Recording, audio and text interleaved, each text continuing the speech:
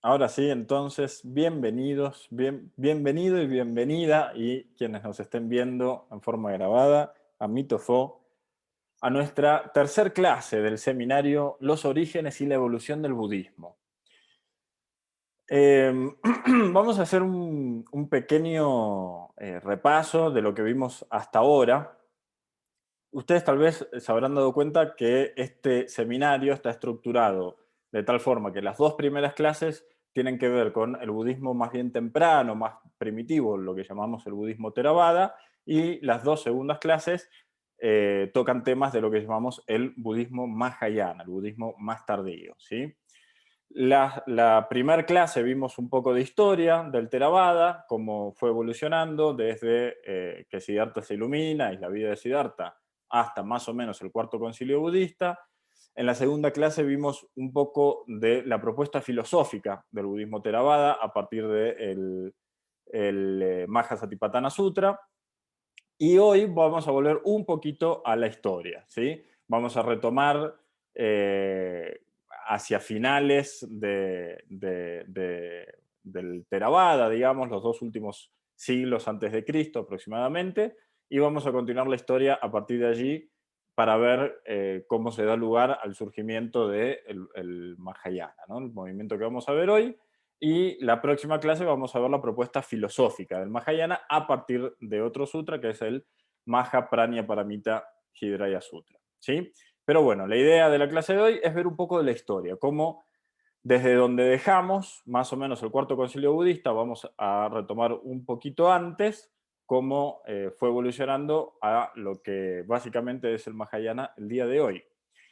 A diferencia del Sifu, que les cuento a quienes nos están viendo en forma grabada, el día de hoy no va a poder estar, me toca darla a mí, lo siento mucho, sé que no es lo mismo. A diferencia del Sifu, yo hablo un poquito más rápido, así que si estoy hablando muy rápido, por favor me avisan y volvemos por atrás sin ningún problema. Bien, voy a estar mirando un poquito para este lado porque tengo el temario en la otra pantalla, no es que les esté dejando de prestar atención. Bueno, vamos si recuerdan, en la primera clase nosotros y nosotras vimos cómo Siddhartha Gautama, después de 6 años de práctica como un sadhu, se alcanza la iluminación y luego, desde sus 35 a sus 80 años de vida, predica lo que hoy llamamos el budismo, ¿sí? Lo que en ese momento era llamado el Buda Dharma, la verdad del Buda Sakyamuni, del Buda Siddhartha, lo que Siddhartha tenía para contarnos, básicamente. Y vimos cómo luego de su muerte la sangha se divide en distintos grupos que van a viajar a distintos lugares de la India. Vimos cómo 10 años después de la muerte de Siddhartha se organiza el primer concilio budista, 100 años después el segundo, en el siglo III antes de Cristo, con el auspicio del emperador Asoka, este gran unificador de la India, se va a celebrar el tercer concilio budista, y por último el cuarto concilio budista, el 29 antes de Cristo, en la isla de Sri Lanka, donde se escribe finalmente, después de 500 años de tradición oral, el Canon Pali, lo que llamamos Canon Pali o Tripitaka o Tipitaka, que es la primera vez en la historia en la que se escriben los sutras y otros textos, pero entre otras cosas los sutras, los discursos que Siddhartha había dado en vida y que se habían transmitido en forma oral durante los primeros 500 años del budismo, aproximadamente del siglo VI antes de Cristo hasta más o menos el 29 antes de Cristo. ¿Sí? Esa época del budismo es lo que hoy llamamos budismo Theravada, ¿sí? Es donde surgen lo que llamamos las escuelas Nikaya, y que son las escuelas que surgen de esta primera división que se hace ni bien muere Siddhartha, ¿sí? Vimos cómo de estos pequeños grupos de 5 o 10 personas que se van armando y van predicando y asentándose en distintos lugares de la India, a medida que se van organizando y que van pasando los años y cientos de años, se van organizando en distintas escuelas. ¿Sí? Esto significa que en cada lugar se iba desarrollando una forma con pequeñas variaciones de practicar el budismo. Siempre todos y todas de acuerdo en lo fundamental, en la filosofía, en las prácticas centrales, etcétera, en la doctrina, las prácticas centrales, pero estas distintas escuelas iban tomando distintos tonos en la forma, ¿no? De todas estas escuelas que llamamos las escuelas Nikaya, la que sobrevive como una organización hacia el final de esta época, hacia el cuarto concilio budista, es la escuela Theravada, o de los Theravadin, y es por esto que llamamos a todo este movimiento primitivo, más ortodoxo del budismo, el budismo Theravada, porque es el nombre de una de las escuelas que sobrevivió. ¿Sí? Y esto va a conformar el primer gran movimiento del budismo del mundo y hasta el día de hoy el movimiento más ortodoxo. ¿Sí? Creo que en la primera clase fue que vimos que las órdenes del Theravada hoy en día todavía siguen respetando las mismas reglas que se respetaban en la sangha original de Siddhartha, ¿no? Entonces, por esto y otras cosas, bueno, son considerados por cómo abordan la doctrina budista y demás, son considerados, considerado el movimiento más ortodoxo del budismo, de dos o tres grandes movimientos que hay en el mundo. ¿Sí? Tenemos el movimiento Theravada, el movimiento Mahayana, que es el que vamos a ver hoy, cómo va surgiendo, y también y también, bueno, está el movimiento, no sé si lo vamos a ver hoy porque no sé si nos va a dar el tiempo, pero también tenemos el movimiento Vajrayana, o lo que llamamos coloquialmente el budismo tibetano, porque es el que se practica en el Tíbet, que académicamente hablando lo correcto es decir que es una parte del budismo Mahayana, ¿sí? Porque realmente se desprende del budismo Mahayana y tiene muchísimo, y está totalmente inmerso en la propuesta filosófica del budismo mahayana y mucho más desarrollada, ¿no? Pero totalmente inmerso. Entonces, en realidad el budismo vajrayana, académicamente hablando, el budismo tibetano es parte del movimiento mahayana del que vamos a ver hoy, pero como tiene características tan particulares por un sincretismo con la cultura originaria del Tíbet, muchas veces, para no confundirlo, nombramos como un movimiento aparte. ¿Sí? Y estos podrían ser los tres o dos grandes movimientos del budismo en el mundo. El Theravada, el Mahayana y el Vajrayana, que es parte, en realidad, del movimiento Mahayana. ¿Sí? Entonces, habíamos visto en la primera clase, lo mencionamos, que en el segundo concilio budista, unos ciento y pico de años después de la muerte de Siddhartha Gautama, ya en el budismo empezamos a ver cómo todavía no se había dado una cristalización, como vamos a ver en un momentito, pero ya empezaba, como toda organización de personas, a medida que pasa el tiempo y que va creciendo, ya las cúpulas empezaban a formar una especie de establishment, ¿sí? Por llamarlo de alguna manera. Recordemos que la sangha original de Siddhartha estaba de alguna manera descentralizada en términos de autoridad. Sí, por supuesto, existía la autoridad ética o moral o espiritual de Siddhartha Gautama. Él ponía las reglas, había puesto una serie de reglas, pero después más o menos todo el mundo, siempre y cuando observara las reglas y al Dharma en general, bueno, no había mucho más que dijeran esto sí, esto no, esto se organiza así, esto se organiza así. Teníamos a Nanda, el primo hermano de Siddhartha, que era un poco el que llevaba las cuestiones más organizativas, pero como que todo esto se había dado de forma bastante orgánica, bastante natural.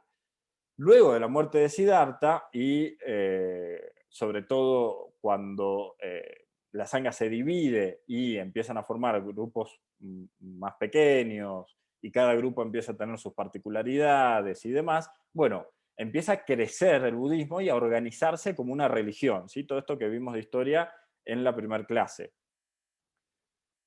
En este proceso organizativo, pensemos que ya habían pasado desde la iluminación de Siddhartha y por lo menos unos 150 años aproximadamente. Entonces, imagínense que ya habían tenido tiempo de sobra para organizarse no como una institución propiamente dicho, pero ya iba tomando tonos institucionales el budismo, ¿sí? Y sí iban apareciendo cúpulas, maestros y maestras que tenían más importancia que otras personas, bueno, etcétera, etcétera. Y ya empezaba a ver, ya se empezaba a notar en el segundo concilio budista una diferencia en el espíritu, en cómo se abordaba el Dharma entre este establishment de probablemente personas eh, más grandes, ¿sí? Probablemente los ancianos y las ancianas y personas más grandes de la organización budista, y los jóvenes, básicamente, los jóvenes y las jóvenes que proponían, empezaban a proponer una especie de disidencia y de una manera más progresiva, menos estructurada de practicar el budismo, ¿no? El contexto histórico del surgimiento del Mahayana tiene que ver con dos cuestiones muy particulares. Una dentro del budismo, que es esta cristalización que ahora vamos a terminar de ver, que se empieza a dar, y por otro lado, una cuestión externa que tiene que ver más con el brahmanismo, lo que hoy llamamos hinduismo, y con la aparición de lo que se conoce como los Upanishad, unos textos que ahora vamos a ver bien qué son, que son propiamente del hinduismo, y cómo el budismo reacciona a esto. ¿Sí? Entonces, a medida que pasa el tiempo, el budismo se va cristalizando más. Por un lado, por esto que hablábamos recién, que tiene que ver con una cuestión más humana, de la organización, ¿sí? De cómo una cúpula se va formando y se va cristalizando una organización donde se va dando más peso a probablemente ciertas personas que otras, ciertas tradiciones que otras, ciertas formas que otras, etcétera, etcétera. Y además, el budismo se va haciendo de alguna manera cada vez más cerrado a que todo el mundo lo pudiera practicar.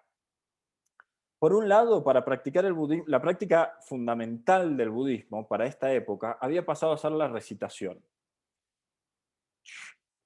La recitación de qué? De los sutras, de los discursos que Siddhartha había dado en vida, ¿sí? Que recordemos que una vez que muere, Ananda principalmente queda con la tarea de recitarlos y de enseñarles a otros grupos la recitación, básicamente para que la doctrina budista, para que el Dharma, para que la enseñanza de Siddhartha no se perdiera y pudiera ser transmitido en el tiempo de maestros y maestras a discípulos y discípulas. Si avanzamos unos 200, 300 años en el tiempo después de esto, vamos a ver que la práctica de la recitación, que había nacido como una forma de práctica, sí, entre otras, y también luego de la muerte como una herramienta para que no se perdiera el Dharma, pasa a cobrar un lugar mucho más central como estando en un pedestal también, como, bueno, vamos a recitar el Dharma, ¿no? Los discursos que dio el sublime, el Buda en vida. Y llegó un punto además que esto empezó a suceder en detrimento de la práctica de la meditación.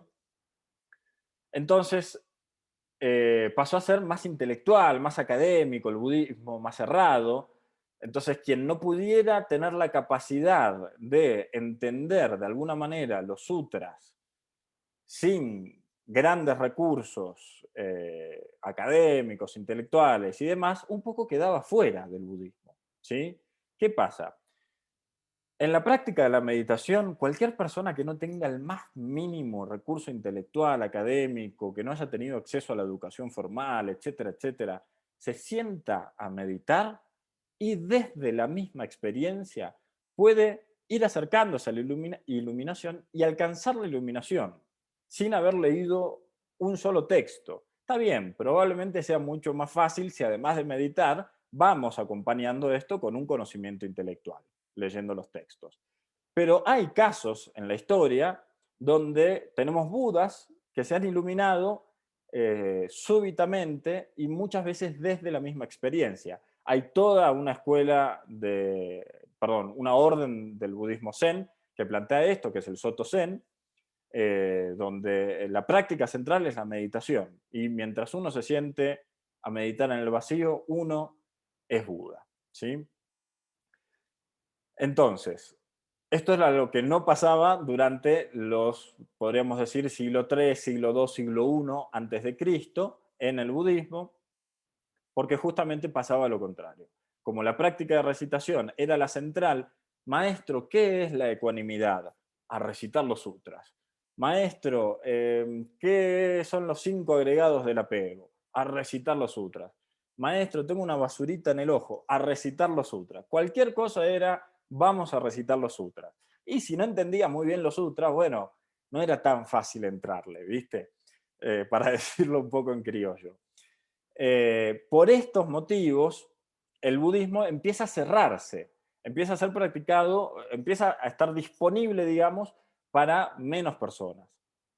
Y personas que no tuvieran grandes recursos intelectuales o académicos o le dedicaran toda su vida al entendimiento del Dharma, como podía ser un monje o una monja, bueno, no tenían acceso al budismo, o por lo menos no a todos los niveles de práctica y de entendimiento y de conciencia del budismo, ¿sí?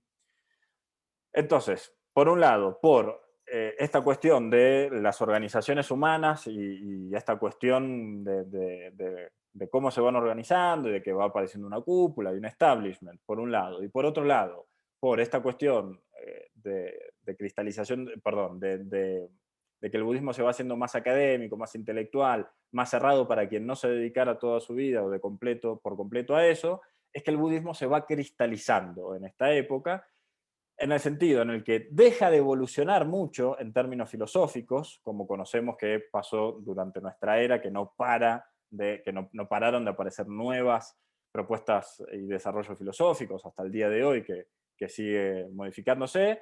Bueno, eso no sucedió tanto, ¿sí? Se fue cristalizando en términos filosóficos y también en términos de estructura, sí, de estructura institucional, podríamos decir. Entonces, todo esto iba pasando, por un lado, de forma interna en el budismo. Por otro lado, de forma externa, en la India, o en el hinduismo en general, podríamos decir, porque el hinduismo para esta época ya se practicaba fuera de la India también,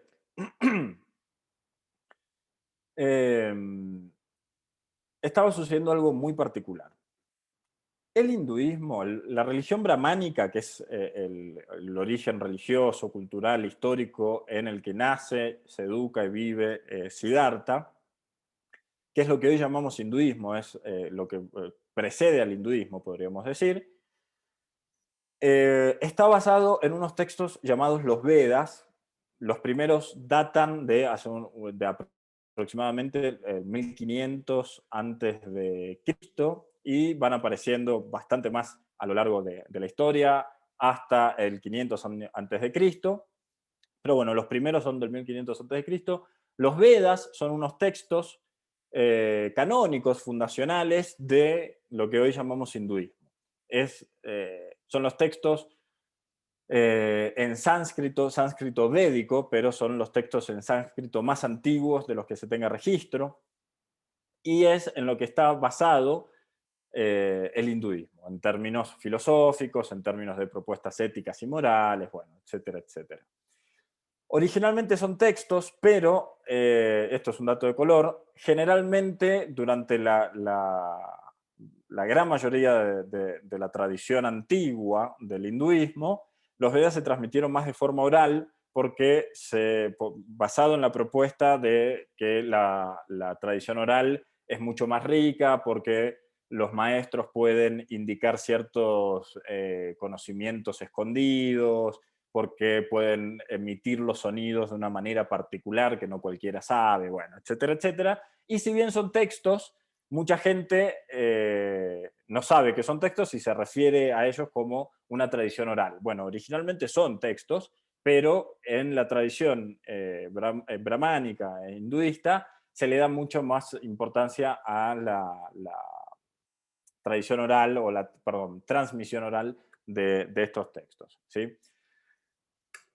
Durante la gran parte de la historia, desde la aparición de los Vedas hasta más o menos la época de Siddhartha, siglo VI, siglo V antes de Cristo, no había habido una incorporación muy grande de textos al hinduismo, hasta que aparecen los textos que llamamos los Upanishad, que empiezan a aparecer entre el siglo V y III antes de Cristo. Los Upanishad son textos del hinduismo que toman las enseñanzas y las propuestas de los Vedas y las cuentan de una manera mucho más atractiva, se podría decir, sobre todo para esa época, ¿no? Recordemos, 1000 años de diferencia entre la aparición del primero y la aparición del primero, los primeros Vedas, perdón, y la aparición de los Upanishads. Ya no venía nada mal una actualización. eh, y además los Vedas son textos eh, engorrosos, podríamos decir, tenidos de una cuestión esotérica, mística, esto de que solo los maestros pueden pronunciar los sonidos bien, entonces tampoco eran libros que uno podía agarrar y eran tan accesibles, ¿no? Los Upanishads sí, eran libros, eran textos eh, mucho más accesibles en la forma en la que, en la que expresaban el contenido, porque eran historias, ¿sí? Eran de hecho historias fantásticas donde los distintos dioses y deidades del panteón hinduista participaban, eran protagonistas y lideraban ejércitos en grandes batallas.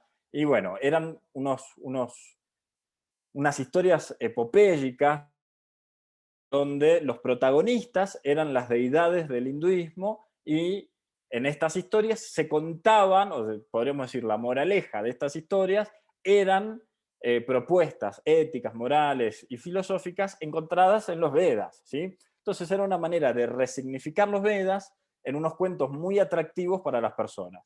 Algo así como si, no sé, la Iglesia Católica hubiera hecho El Señor de los Anillos y en vez de a Gandalf parando ahí no me acuerdo ahora, el monstruo este de las profundidades, lo teníamos algún santo católico, una cosa así, ¿sí? Entonces es como si no sé, San no sé quién liderara un ejército y ganara una batalla y demás. Entonces, imagínense, en esta época no teníamos Netflix, no existía el cine, lo mejor que había para pasar el tiempo y para entretenerse era una buena historia.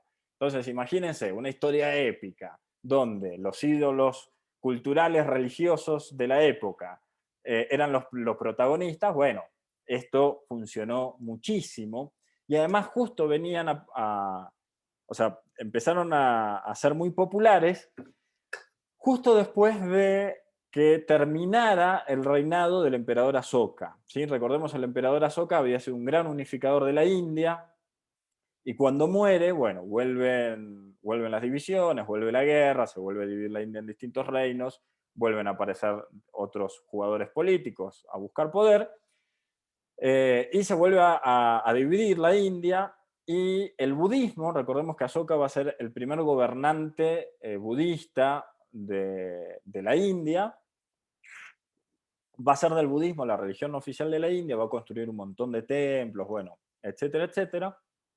Y durante esta época el budismo va a crecer muchísimo en importancia, en cantidad de adeptos, etcétera, etcétera. Y por supuesto, luego de la muerte de Asoka, bueno, eso va a decaer un poco. Hay templos que se destruyen. eh, y vale aclarar, el budismo durante el reinado de Asoka empieza a tener más importancia en detrimento de la práctica del hinduismo, ¿sí? Entonces, de alguna manera el budismo sube y en esa época el hinduismo baja. Cuando muere Ashoka empieza a pasar lo contrario. Empieza a bajar la práctica del budismo y empieza a recobrar importancia la práctica del hinduismo. En parte de la mano del éxito de los Upanishads, ¿sí? Que eran súper atractivos para personas de vuelta, que no tenían ningún tipo de conocimiento académico, intelectual, acceso a la educación formal. Era una buena historia que además te enseñaba básicamente cómo debías comportarte según el sistema cultural, ético y moral del hinduismo, ¿sí?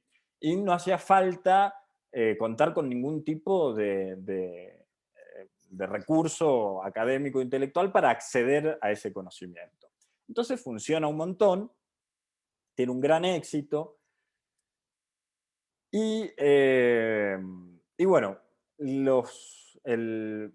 las generaciones más jóvenes de monjes y monjas del budismo empiezan a notar que esto estaba sucediendo en el hinduismo, que en el hinduismo habían aparecido estos textos que, bueno, en realidad yo lo cuento como si esto pasara todo en un año, de enero a diciembre, pero estos procesos van a llevar varios años y hasta siglos, ¿no? Los Upanishads aparecen en el siglo V antes de Cristo y este resurgimiento del hinduismo va a suceder 200, 300 años después de la aparición, ¿no? Entonces, son procesos bastante lentos, pero teniendo esto en cuenta, eh, eh, decíamos que las generaciones más jóvenes de monjes y monjas budistas empiezan a ver que esto estaba sucediendo y también empiezan a proponer una actualización del budismo, y en este mismo contexto del que hablábamos antes, en el que el budismo se estaba cristalizando. Entonces, por un lado, el budismo se estaba cristalizando y estaba siendo de alguna manera cada vez más aburrido y menos accesible para la gente de afuera, y por el otro lado, el hinduismo le estaba pasando exactamente lo contrario, ¿no? Eh, y contrario, evidente, podemos suponer contrario a lo que las cúpulas más cristalizadas del budismo proponían en esa época, estas generaciones más jóvenes empiezan a decir, hey, tenemos que avivarnos porque se nos va el ganado, básicamente. Entonces, es acá donde empieza a aparecer lo que llamamos el movimiento Mahayana. Mahayana significa gran vehículo. Mahagram, yana, vehículo.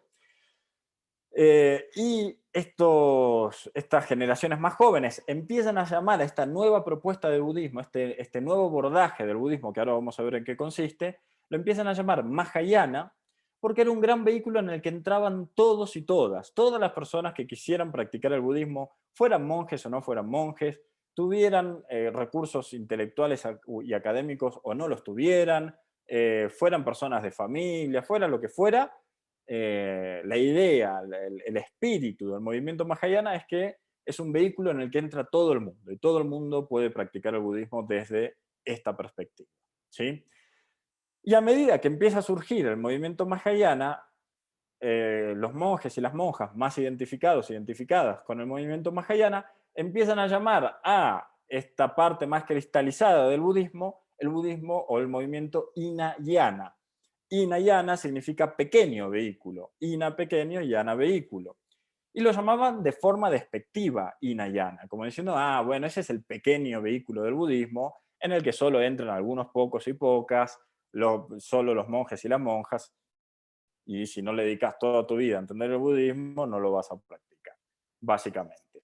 Esto es un término despectivo, ¿sí? Yo no les recomiendo que vayan por ahí en muchos encuentros budistas llamando a las órdenes y las escuelas del Theravada, budismo hinayana, porque se lo van a tomar bastante mal. Se los digo por experiencia. Sucede que en la década del 50, la década del 60, que son... Sí, mi especialidad más en el budismo es la historia, se estarán dando cuenta. En la década del 50, la década del 60, empieza a llegar a Occidente el budismo de la mano del Zen, de la mano de Japón, después de que pierde la Segunda Guerra Mundial, lo invade Estados Unidos y lo hace abrirse al mundo. Occidente empieza a estudiar el budismo, y en la década del 50 y del 60, si bien había estudios espectaculares y muy serios y muy desarrollados, el acceso era más que nada a través de los textos al budismo. Y en muchos textos vamos a encontrar la palabra Hinayana como refiriéndose al movimiento Theravada. Bueno, eso no sería lo más correcto. Si hoy lo encontramos en un libro de la década de los 60, está bien, porque en esa época no se conocía que era un término, o por ahí no se entendía tanto que era un término despectivo. Hoy lo tenemos muy claro. Entonces, es el movimiento Theravada, ¿sí? No el movimiento Hinayana. Entonces, les decía, empieza a surgir esta nueva propuesta de practicar el budismo en la que todo el mundo puede participar, ¿sí? Ahora vamos a ver, lo vamos a ver en realidad más en detalle en la próxima clase, de qué trata la propuesta filosófica del budismo mahayana. Yo el día de hoy les voy a dar ciertas puntas para que entiendan de qué va, pero tenemos que seguir concentrándonos en la historia, en la clase de hoy. Pero bueno, básicamente, por un lado empiezan a aparecer nuevos textos. nuevos sutras, ¿sí? Ustedes dirán, ¿cómo nuevos sutras? Pero si los sutras no eran discursos que había dado Siddhartha en vida, sí, los sutras eran discursos que había dado Siddhartha en vida, pero este nuevo abordaje del budismo va a requerir la aparición de nuevos textos. Entonces, ¿qué es lo que sucede? Les voy a contar qué es lo que decían en esa época que sucedía y qué es lo que sabemos hoy que sucedía. En esa época decían, ahí fui, hoy estaba caminando por el bosque, pateé unos textos y desenterré y de repente era un sutra que estuvo enterrado durante 600 años. Pero este es un sutra original de Siddhartha Gautama, ¿sí? Y lo que pasaba en realidad eran que estos nuevos monjes y monjas se ponían a escribir nuevos sutras, a resignificar los sutras originales del Theravada y para darles legitimidad. Recordemos, en esa época no podíamos ir a googlear, ir a ver en Wikipedia, a ver este sutra bueno, no bueno, quién lo escribió, de dónde sale. Entonces, la única manera de darle legitimidad era decir, no, bueno, este era un sutra original de Siddhartha que quedó acá enterrado no sé cuánto tiempo, ¿sí? Pero estas son las palabras del sublime. En realidad, era este nuevo movimiento del budismo que estaba de alguna manera intentando hacer más atractivos los textos del budismo. Recordemos de la clase pasada que leímos un poco el Mahasatipatthana Sutra, el Sutra de los Fundamentos de la Atención, y vimos que no eran textos muy cómodos de leer, son textos muy repetitivos, donde se repite una estructura varias veces y va cambiando algunas palabras, nada más. Son textos en general bastante despojados de simbolismo, de metáforas, si bien hay, y sobre todo con respecto a los conceptos hinduistas que el budismo toma, no hay grandes recursos de estilo, podríamos decir, en cómo están escritos. Son bastante directos, bastante simples, ¿sí? Ahora les voy a leer una partecita de un texto del Mahayana para que ustedes vean la diferencia, pero básicamente, inspirados e inspiradas en los Upanishads, en el budismo empieza a suceder lo mismo. Empezamos a tener grandilocuencia, metáforas, grandes recursos simbólicos que van a ayudar a que sean más atractivos a contar historias.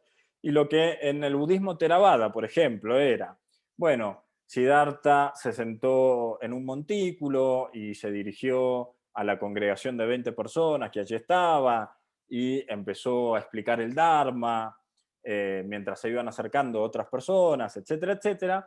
En el Mahayana, un texto así hubiera sido resignificado como y Siddhartha bajó de la dorada montaña, bañado en la luz del sol, eh, empezó a hablar a la congregación de miles de personas que allí se encontraban, abrió su boca y su lengua recorrió eones mientras bajaban bodhisattvas del cielo, bueno, etcétera, etcétera. Estamos contando lo mismo, nada más que resulta bastante más atractivo lo segundo, ¿no? Donde va a haber una incorporación de personajes que parecen dotados de ciertos poderes mágicos, que van a ser los bodhisattvas, que ahora en un momentito vamos a ver qué son. Eh, y va a estar mucho más cargado de metáfora, de simbolismo, de cuento. Y esto va a hacer que estos textos sean mucho más amenos a la lectura que los textos originales del Theravada. Por lo menos para aquellas personas que no tenían un abordaje de vuelta tan intelectual y tan académico, ¿sí? Hoy, por suerte, tenemos acceso a ambos tipos de textos y a ambos movimientos y podemos elegir tranquilamente. Además, el movimiento Mahayana, por supuesto que reconoce como válidos todos los textos del budismo Theravada, porque todos los textos del Mahayana están basados en los textos del Theravada. Sin Theravada no puede existir Mahayana, ¿sí? Las propuestas filosóficas y los desarrollos filosóficos del Mahayana van a estar basados en los conceptos filosóficos originales del movimiento Theravada, indefectiblemente, ¿sí? Entonces, el movimiento Mahayana en realidad va a ser el siguiente nivel, una construcción más natural que viene en desarrollo a medida que el budismo va avanzando en el tiempo, ¿sí? Entonces, podemos considerar al Theravada el primer ladrillo y al Mahayana el segundo ladrillo. Sin primero no hay segundo, ¿sí? No es así al revés. En el budismo Theravada no se considera, en general, por lo menos, no se consideran válidos los textos del budismo Mahayana, ¿sí? Justamente como se sabe que no son discursos dados originalmente en vida por Siddhartha, en la ortodoxia del budismo Theravada se descartan como aportaciones posteriores de otros monjes y otras monjas, pero no de Siddhartha Gautama, ¿sí? ¿Alguna duda hasta acá? Así aprovecho para tomar un poco de mate. Nippur, Sí, pero de no haber sido por el movimiento Mahayana, el Theravada se hubiese extinguido hace mucho, me parece, ¿no? Porque si era como un movimiento muy cerrado, podría ser. La verdad es que no lo sabemos porque sí apareció el movimiento Mahayana, pero es muy interesante lo que preguntás. Cuando el budismo Mahayana aparece, el budismo Theravada, es decir, el budismo todo, ya estaba expandido por todo el sudeste asiático. A partir del siglo primero, entre el siglo primero antes de Cristo y el siglo primero después de Cristo, se va a empezar a expandir el budismo Mahayana por el noreste asiático, ¿sí? Por Tíbet, China, Japón, Vietnam y demás. Pero cuando empieza el germen del Mahayana en el siglo II, siglo I antes de Cristo, el budismo Theravada, el Buddha Dharma, ya estaba expandido por todo el sudeste asiático y ya era practicado por una muy buena cantidad de gente, ¿sí? No sabemos, la verdad, qué hubiera pasado. Sí es cierto que el budismo Mahayana le debe haber dado un impulso al budismo todo que probablemente no hubiera tenido si no hubiera surgido, pero bueno, es el campo de la especulación esto. Eh, lo cierto es que el budismo Mahayana sí apareció.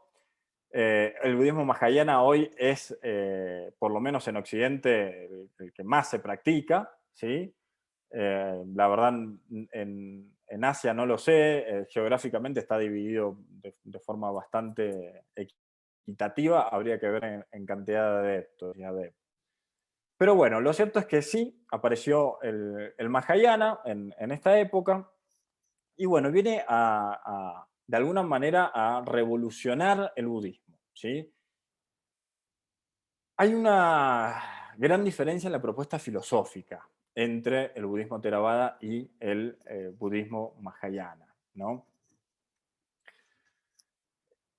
Vamos a ver un poquito más adelante, el día de hoy, que el budismo Mahayana va a incorporar toda una cosmovisión al budismo a medida que va avanzando el desarrollo histórico y con él el desarrollo filosófico, ¿no? Recordemos que la, la enseñanza, la doctrina original de Siddhartha era más que nada un método práctico para alcanzar la liberación del sufrimiento. Y eso es todo. Sí, está bien. Es un método práctico basado en una propuesta filosófica. Esto está muy claro, pero con un fin puramente práctico. ¿Sí? Al budismo nunca, por lo menos, bueno, sí, al budismo todo, pero sobre todo al budismo primitivo, nunca le interesó explicar de dónde venimos, qué hacemos acá, a dónde vamos, qué pasa después de la muerte, qué pasa antes del nacimiento. A lo único en general que se dedicó siempre el budismo fue a la liberación del sufrimiento, lo que llamamos la iluminación, ¿sí?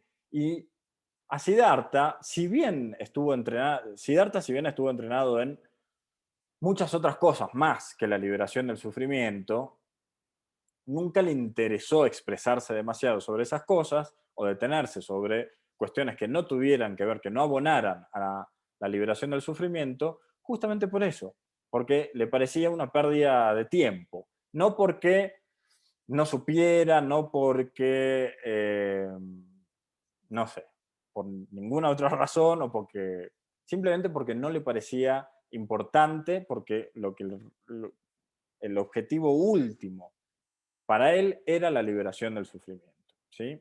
Y ayudar a todos los seres sintientes a alcanzar esa misma liberación del sufrimiento. Entonces el budismo primitivo nunca se alejó de eso y nunca propuso una respuesta a ninguna de estas preguntas, un desarrollo filosófico que tuviera que ver con ninguna de estas preguntas, ¿sí? Una cosmovisión no es más que esto, una manera de explicar el cosmos, el universo, de dónde venimos, qué hacemos acá, cómo sigue la cosa, etcétera, etcétera. Y el budismo primitivo nunca tuvo una cosmovisión justamente por estar abocado únicamente y como una doctrina fundamentalmente práctica a la liberación del sufrimiento, ¿sí? El budismo mahayana va a venir a cambiar un poco esto.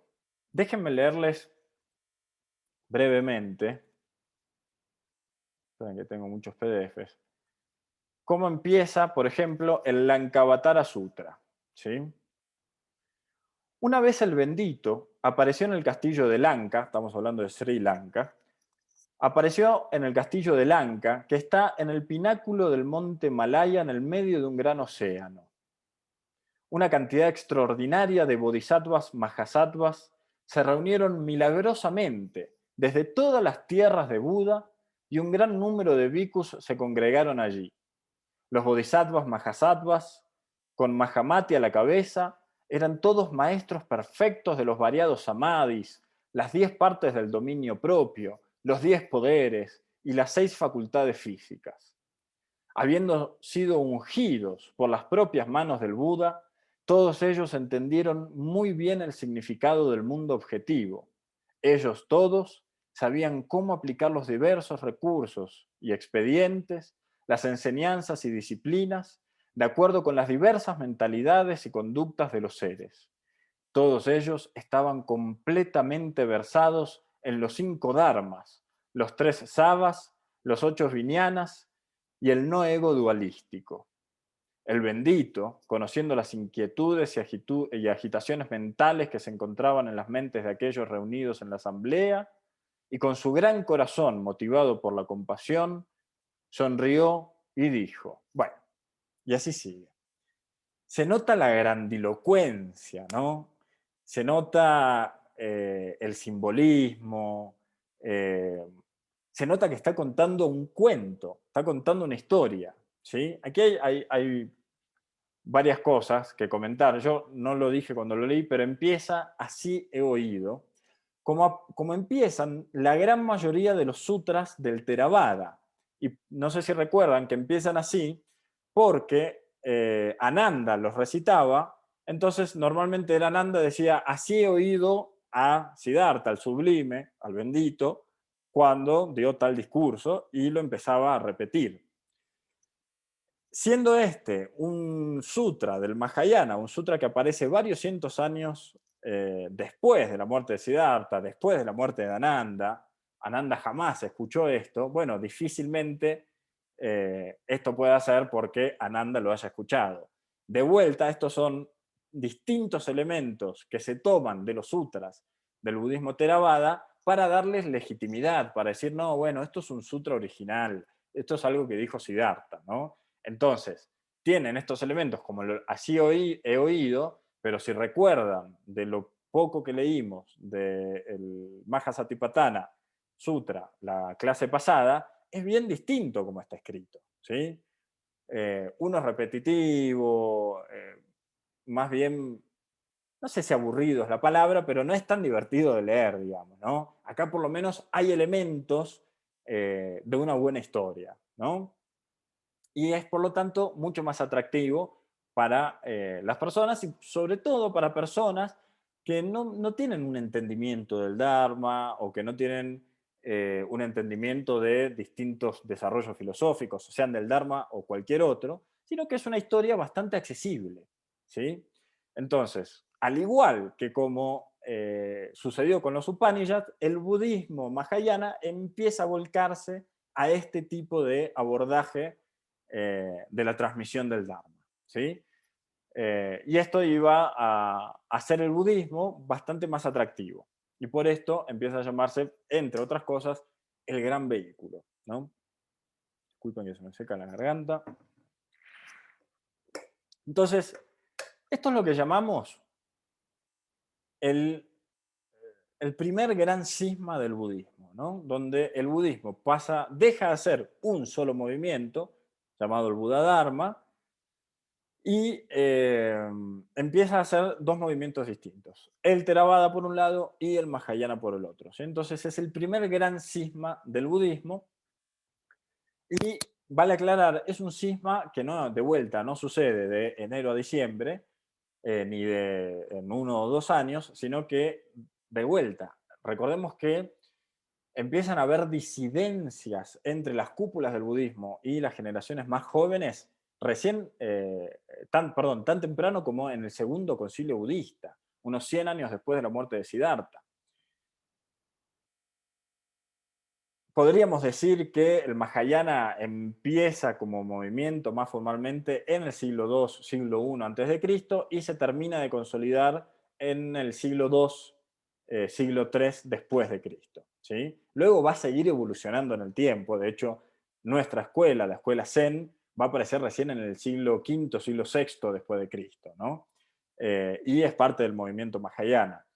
Decimos que se consolida porque pasa ya a ser un movimiento institucionalizado, podríamos decir, pero va a seguir desarrollándose y evolucionando filosóficamente hasta el día de hoy, ¿sí? Pero bueno, esto es lo que llamamos el primer gran cisma del budismo, ¿no? Donde durante estos 4 siglos empieza a aparecer una forma alternativa de practicar el budismo basada, por un lado, en su origen, mejor dicho, basado, por un lado, en la cristalización del budismo ortodoxo y la aparición de los Upanishads y el éxito que van teniendo en el hinduismo, ¿sí? Entonces, de alguna manera, como respuesta natural a este fenómeno interno y externo del budismo, empieza a aparecer esta nueva alternativa que es el budismo mahayana, ¿sí? ¿Está claro hasta acá, esta parte? ¿Sí? ¿Ninguna duda? Ok. Bien. Entonces, recién decíamos esto. El budismo mahayana no es que va a aportar grandes diferencias en el fondo de la cuestión, en el fondo del budismo, sino que va a resignificar los conceptos originales del Buda Dharma, ¿sí? Es esto que decíamos de un ladrillo arriba del otro, de que sin el budismo Theravada, el budismo Mahayana no puede existir. Para empezar, recordemos que todos los desarrollos existentes en el budismo, los desarrollos filosóficos en el budismo, parten indefectiblemente de las 4 nobles verdades, ¿sí? No existe un solo desarrollo filosófico del budismo que no parta de las 4 nobles verdades, ¿sí? Las 4 nobles verdades, hablando de los desarrollos filosóficos tanto del Theravada como del Mahayana, ¿sí? Eh, entonces, el budismo mahayana va a venir a resignificar estos conceptos. Esto les decía, que las 4 nobles verdades son parte fundamental del budismo todo, ni hablar, pero surgen con el budismo Theravada, ¿sí? Entonces, indefectiblemente, el Mahayana va a ser un desarrollo desde el budismo Theravada, desde la propuesta filosófica original del budismo Theravada, del budismo primitivo, ¿sí? Pero sí lo va a resignificar. Así como vimos en el texto, por un lado con respecto a las formas, ¿sí? Esto que vemos en el texto tiene mucho más que ver con las formas que con el trasfondo filosófico, ¿no? Es contar más o menos lo mismo, pero en un lado lo adornamos un poquitito más y lo hacemos más simple y accesible para que la gente lo pueda entender. Pero además va a haber una resignificación filosófica, ¿sí? Tanto la resignificación de la forma como la resignificación filosófica van a ser un acto compasivo del budismo mahayana. En la forma va a ser un acto compasivo porque esa actualización de las formas va a permitir que personas con menos recursos intelectuales y que tal vez no querían dedicar su vida entera a dedicar al entendimiento del Dharma, al entendimiento del budismo, pudieran entrar y acercarse al budismo, ¿sí? Entonces, de alguna manera lo que estamos haciendo es compasivamente decir lo mismo que decía Siddhartha, cambiado de una manera para que lo pueda entender la gente hoy en día. Esto fue hace 2000 años, ¿no? Digo hoy en día, poniéndome en el zapato de los monjes y las monjas que impulsaron el Theravada, ¿no? Y de alguna manera, filosóficamente, esto tiene que ver con regresar a la propuesta original de Siddhartha. Siddhartha en el lecho de muerte, en el Parinirvana Sutra, en el discurso que da unos momentos antes de morir, especifica, además de decirlo durante toda su vida, especifica que no hagan un culto de su persona y que, no se, y que se olviden de la persona que él fue y que se refugien únicamente, que nos refugiemos únicamente en el Dharma, en la enseñanza, en la doctrina que él simplemente había realizado. Ni siquiera podríamos decir o mejor dicho, él nunca hubiera dicho que él la desarrolló, sino que él la encontró, la realizó, le dio una forma, básicamente. ¿Sí? Y él siempre hizo mucho énfasis en que no se hiciera un culto de su persona luego de su muerte y que no se fuera tergiversando la cosa para centrarse en él. Bueno, en esta cristalización del budismo que vimos hace un rato va a suceder precisamente esto. Se empieza a hacer un culto de la persona que Siddhartha fue. Por un lado, eh, va a aparecer, bueno, durante los primeros 300 años del budismo no va a haber iconografía budista. ¿Sí? Hoy tenemos estatuitas de distintos tipos de Buda y demás, que ahora vamos a ver qué significan. Estoy hablando muy rápido, si estoy hablando muy rápido me dicen. Cuando empiezo a hablar más lento me doy cuenta que por ahí estaba hablando muy rápido. Durante los primeros 300 años no tuvimos iconografía, justamente porque la idea no era representar al Dharma de ninguna manera, y menos que menos representarlo al mismo Siddhartha. Pero, si no me equivoco, en el siglo III, siglo II antes de Cristo, el imperio de Alejandro Magno, cuando termina su tremenda expansión, va a terminar de expandirse en el Valle de Indo, que es básicamente donde empieza o termina la India, dependiendo de qué lado lo vean.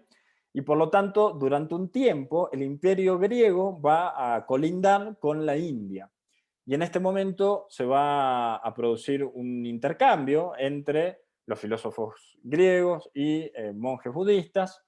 Y de hecho van a haber personas griegas que se van a ir volcando al budismo. Y cuando los griegos se fueron volcando al budismo, no podían creer que no tuviéramos iconografía, que no tuviéramos una estatuita de Siddhartha o algo en qué refugiarse físicamente, ¿no? Claro, recordemos la mitología griega repleta de distintas deidades, todas las deidades con unas estatuas gigantes en lugares físicos específicos de la tierra, con sus templos, donde uno podía ir y tocarlos y dejarle ofrendas y sacrificar animales, etcétera, etcétera. Bueno, en un choque cultural muy grande llegar y encontrar una religión que no tuviera absolutamente nada de todo esto. Entonces los griegos y las griegas que se empiezan a volcar al budismo empiezan a desarrollar una iconografía budista, y de hecho es por esto, ahora que lo estoy diciendo, creo que recuerdo que lo dijimos en la clase número 1, pero bueno, van a ver que en muchas estatuas de Siddhartha, la cabeza, el pelo, se representa igual que como lo tenía representado el dios griego Apolo, ¿sí? Entonces, bueno, de a poquito van empezando a aparecer elementos que tienen que ver con el culto a la persona de Siddhartha. Y hablamos un poco al final de la clase número 1, hablamos un poco del ideal del Arant, ¿sí? Que era esta diferenciación que se hacía y que hasta el día de hoy muchas órdenes budistas del Theravada lo hacen, esta diferenciación entre la iluminación de Siddhartha Gautama y la iluminación de todas las personas que vinieron después de Siddhartha, ¿sí? Aunque la iluminación es la misma, aunque es el mismo acto de alcanzar el conocimiento necesario para liberarse del sufrimiento, se hacía esta distinción porque todas las personas que vinieron después de Siddhartha tuvieron la enseñanza de Siddhartha, el Dharma de Siddhartha, para alcanzar la iluminación, y Siddhartha no. Bueno, un poco lo desmentimos todo esto en la primera clase, hablando de todas las herramientas que tuvo Siddhartha para alcanzar la iluminación, entre sus prácticas, su estudio, bueno, etcétera, etcétera. Pero bueno, estos son distintos elementos que nos muestran que el budismo más ortodoxo se fue alejando de esta idea de no hacer un culto de la persona que fue Siddhartha Gautama, y el budismo mahayana viene a cambiar radicalmente esto, ¿sí? A decir, bueno, lo central no es Siddhartha, lo central no son los maestros y las maestras que no son guardianes del Dharma. El Dharma es para todos y para todas. eh, y es por esto que va a ser un acto compasivo, que todas las propuestas del Bodhisattva, voy a decir, porque es el tema que viene, del Mahayana, son un acto compasivo para acercar el budismo más a la gente común, que es lo que hacía Siddhartha. Entonces, es por esto un poco volver a la fuente original, porque Siddhartha había hecho mucho hincapié en que el Dharma se fuera transformando todo el tiempo para adaptarse a las personas que lo iban recibiendo, ¿sí?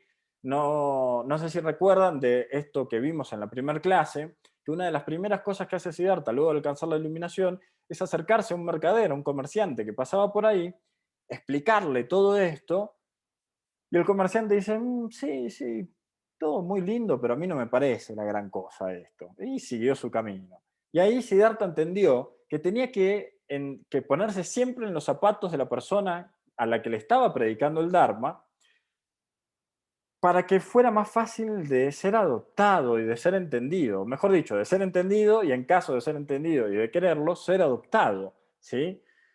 Porque si no lo entendemos en profundidad, difícilmente vamos a poder adoptarlo orgánicamente, genuinamente, que es lo que propone el Dharma, ¿sí? El Dharma propone que, a través del concepto de sada, que no aceptemos nada que no querramos aceptar, que no podamos comprobar genuinamente por nuestros propios medios, ¿no?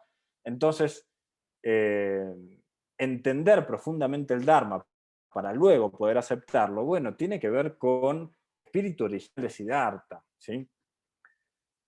Siddhartha además predicó en Pali, ¿sí? Él totalmente educado en sánscrito, la lengua de las castas más altas, predicó en Pali, que era la lengua que hablaban las castas más bajas en la zona geográfica en el noreste de la India donde él predicó. Eh, y Siddhartha siempre iba a adaptar, vamos a encontrar distintos sutras en donde Siddhartha explica lo mismo, pero siempre de distintas maneras, totalmente adaptado al contexto de las personas a las que lo está transmitiendo, ¿no? Entonces, iba a estar resignificando él mismo el Dharma todo el tiempo para que fuera mejor entendido y tal vez mejor adoptado. Y de hecho el budismo va a tomar, sobre todo el budismo mahayana, va a tomar esto de Siddhartha y va a adaptarse a las cuestiones culturales de todas las zonas geográficas a las que va llegando, ¿sí? Entonces, este es el espíritu original del budismo, no la cristalización, y el Mahayana lo va a volver a poner en el centro de la mesa esto. Es por esto que todas estas resignificaciones y acciones y propuestas del Mahayana son un acto compasivo para volver a esta propuesta original filosófica de Siddhartha, de que el budismo es para todos y para todas, y que debe ser adaptado para que todo el mundo lo entienda, especialmente las masas. Recordemos que Siddhartha fue uno de los primeros eh, revolucionarios sociales, podríamos decir, ¿no? Al aceptar a la casta de los parias, bueno, o mejor dicho, al no hacer ningún tipo de diferenciación de castas en la sangha, al aceptar a las mujeres en la sangha, bueno, un montón de cuestiones que en la primera clase decíamos que si no hubiera sido un príncipe lo hubieran matado, probablemente por hacer tanto revuelo, porque básicamente fue en contra de todo lo establecido por el status quo de la sociedad india de esa época. Y a favor y en favor de las masas, siempre, ¿sí? Entonces, cuando el budismo se va cristalizando, se va alejando de esta idea, y el Mahayana se va a centrar en esto. Entonces, el Mahayana, en vez de centrarse en el ideal del Arhat, va a proponer un nuevo ideal, que es el ideal del Bodhisattva. Bodhisattva significa literalmente un ser iluminado. Bodhi, iluminación; sattva, ser. Bodhi, de hecho, es el presente de Buda. Buda es el participio pasado de Bodhi. Bodhi, iluminación; en presente, Buda, aquel que se ha iluminado, en pasado. ¿Sí? Ser iluminado en presente. Entonces, Bodhisattva básicamente es otra manera de decir Buda o otra manera de decir Arhat. ¿Sí? Son términos que apuntan a lo mismo, pero que se usan en contextos distintos. ¿Sí? Arhat, de vuelta, es un término que se usa para mencionar a una persona que ha alcanzado la iluminación. Buda también, Bodhisattva también, pero Arhat en el budismo Theravada, para todas las personas que se iluminaron después de Buda. Y Bodhisattva va a ser la propuesta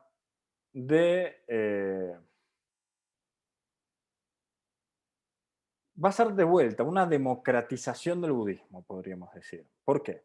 En primer lugar, porque el budismo mahayana va a venir a decir, va a venir a proponer que todos y todas somos bodhisattvas, o podemos ser bodhisattvas, que todos y todas podemos estar en lo que llamamos la vía del bodhisattva, que es otra manera de llamar al camino budista en el contexto del mahayana. ¿Sí?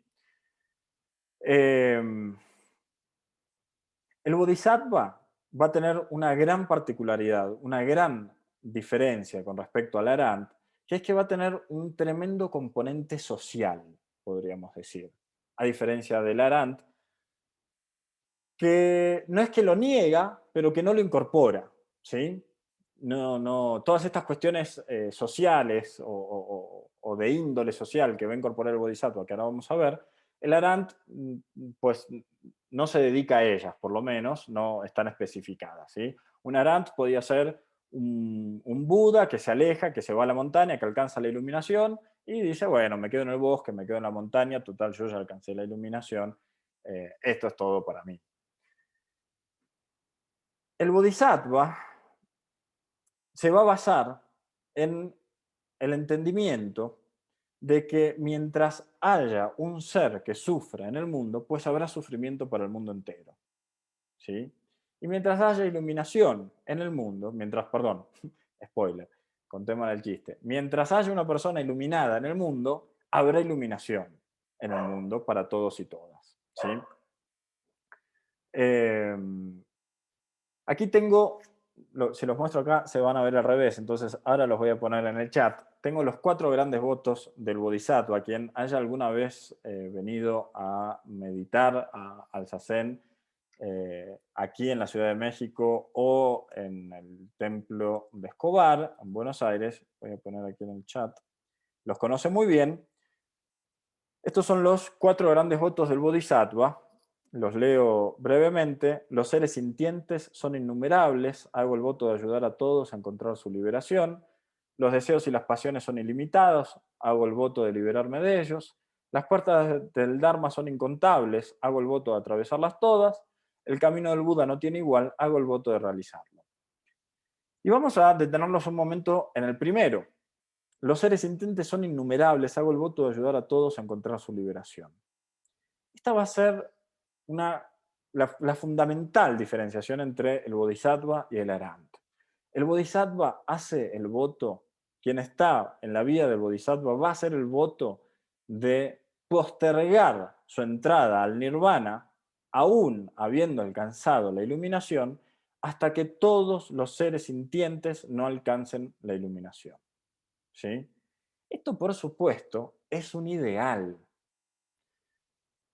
Quien está en la vida del Bodhisattva sabe o probablemente entiende que las 7.000 millones de personas que viven en el planeta Tierra no van a alcanzar la iluminación eh, en esta vida, por lo menos. Entonces, y ni hablar todo el resto de los seres sintientes. Entonces, por supuesto que es un voto idealista, ¿sí? Es algo a lo que apuntamos. ¿Pero a qué apunta esto? Bueno, esto apunta a que nos vamos a, no vamos a correr nuestra cara del sufrimiento. Aunque alcancemos la iluminación, no nos vamos a ir al bosque, a la montaña, a vivir una vida de renuncia allí. Total, habiendo alcanzado la iluminación, no necesitamos mucho más que eso. El bodhisattva, todo lo contrario, va a permanecer en lo que llamamos el samsara, que es una metáfora del sufrimiento, ¿sí? El bodhisattva hace el voto de permanecer firme en el mundo del sufrimiento, teniendo la puerta para ayudar a todos a pasar, ¿sí? Y que no se cierre después de que él pase o de que ella pase. Esto es del Mahayana. Esto es el Mahayana. Okay. ¿Sí? El Arant, que era un poco lo contrario, ¿sí? La persona iluminada que alcanza la iluminación después de Siddhartha, el Mahayana va a cambiar el ideal del Arant por el ideal del Bodhisattva, ¿sí? Por un ideal que tiene mucho más que ver con lo social y que está fundamentalmente basado en lo que llamamos la interdependencia, ¿sí? El Mahayana va a volver a este espíritu original que proponía Siddhartha, que tenía que ver con acercarse a las masas, con democratizar el budismo, con democratizar más bien que el budismo, porque además en esta época, ni siquiera en la época de Siddhartha, ni siquiera lo llamaban budismo, sino democratizar una salida del sufrimiento, democratizar la felicidad, básicamente, ¿sí? Y que a medida que el budismo se va cristalizando, bueno, esto se va haciendo cada vez más inalcanzable, en términos prácticos y en términos filosóficos. La iluminación de Siddhartha queda en un pedestal al que el resto de las personas no pueden llegar, solo pueden llegar al ideal del Arant. Y entonces, bueno, esto va siendo cada vez menos accesible. Entonces el budismo mahayana, el movimiento mahayana, viene a proponer todas estas resignificaciones como una forma compasiva para volver a bajar al budismo de este pedestal y acercarlo a la gente común, básicamente. ¿Se entiende un poco todo esto hasta acá? ¿Alguna duda?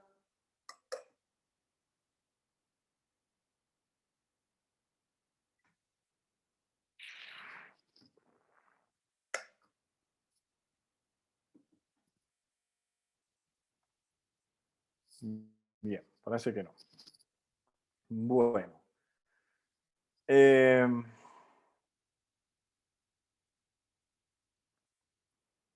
Vamos entonces. Bueno, antes de seguir con el próximo tema,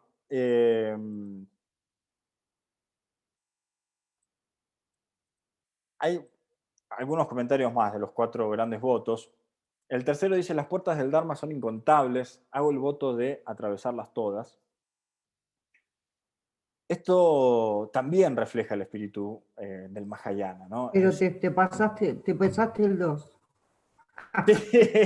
No te preocupes. El 2, si nos detenemos en no nos queda tiempo, pero nada, el 2 es una propuesta fundamental del budismo, que es el desapego de los deseos y de las pasiones, que tiene que ver con el desapego del ego, con el desapego del yo, ¿no? Los deseos y las pasiones surgen del ego, surgen del yo, y la iluminación tiene que ver justamente con desapegarse de esta falsa idea, ¿no?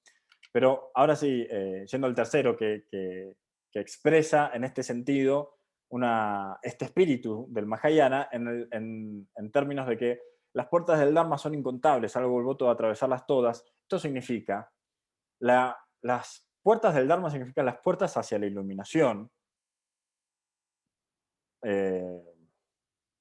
los caminos hacia la liberación del sufrimiento, los podemos encontrar todos los días en todas las cosas y en todas las personas, ¿sí? En todas las experiencias, en todos los intercambios con otras personas, en en todos mis actos diarios, etcétera, etcétera.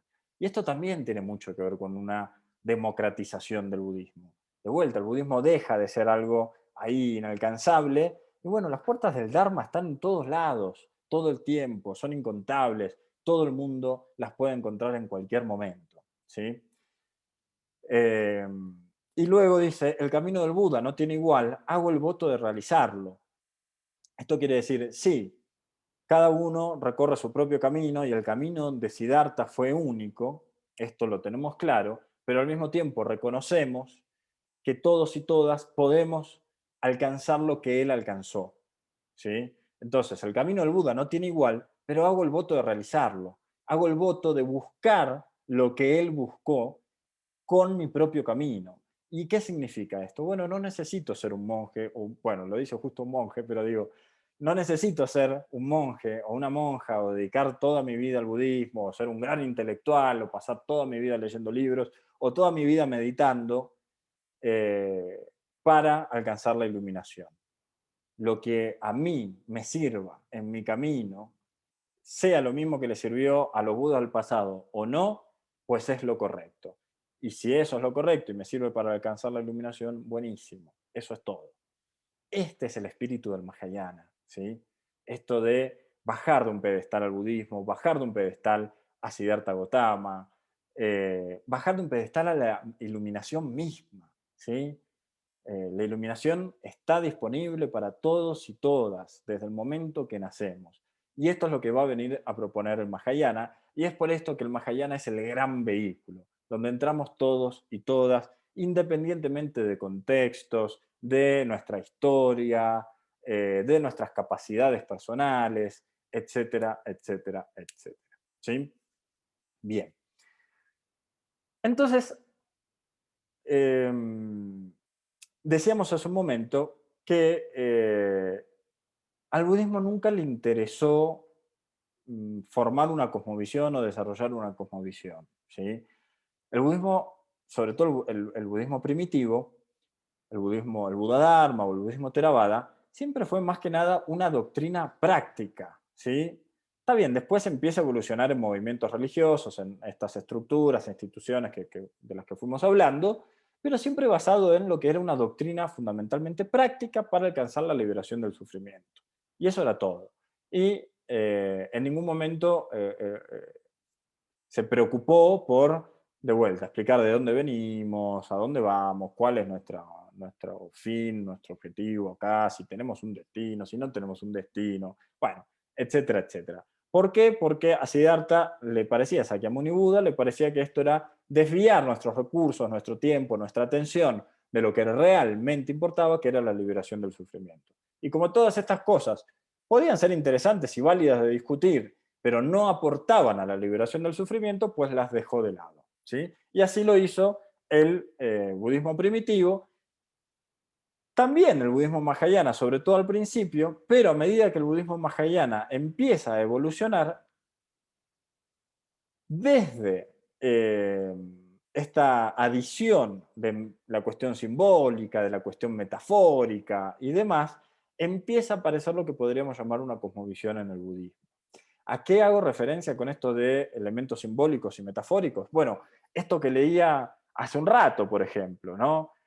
Una vez el bendito apareció en el castillo de Lanka, una cantidad extraordinaria de bodhisattvas, mahasattvas se reunieron milagrosamente desde todas las tierras de Buda.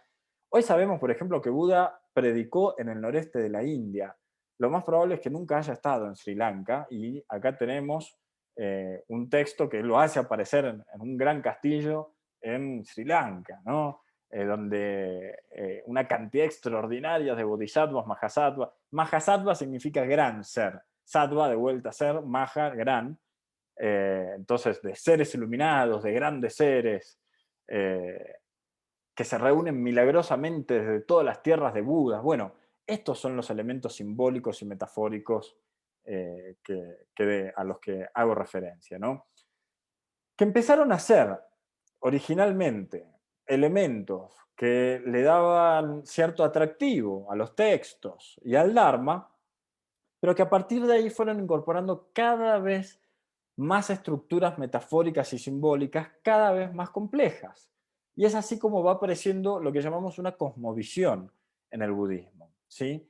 No va a ser una cosmovisión que realmente busque explicar eh, el surgimiento del universo, cómo funciona el universo, el cosmos, de dónde surgimos y demás, que realmente busque darle una explicación genuina, sino que va a ser un recurso metafórico, ¿sí? Siempre vamos a entender desde el budismo mahayana que todas estas construcciones que ahora vamos a ver no son más que cuestiones metafóricas, ¿sí? Por ejemplo, eh, ahí perdí el temario, acá está. Eh, Van a empezar a aparecer personajes en el budismo, como son los bodhisattvas y otros budas, y ahora vamos a ver, pero van a empezar a aparecer personajes en el budismo que no son personajes históricos, ¿sí? Hay varios personajes en los sutras del Theravada, pero son en general todos personajes históricos, ¿sí? O personajes que derivan de algún origen histórico real, ¿sí?